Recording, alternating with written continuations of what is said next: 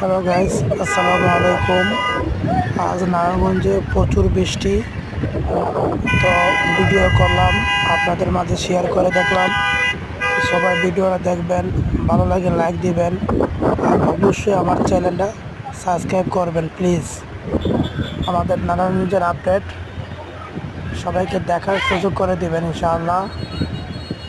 সবাই সাপোর্ট করবেন। কোন কোন জেলায় বৃষ্টি হচ্ছে সবাই কমেন্ট করবেন প্লিজ।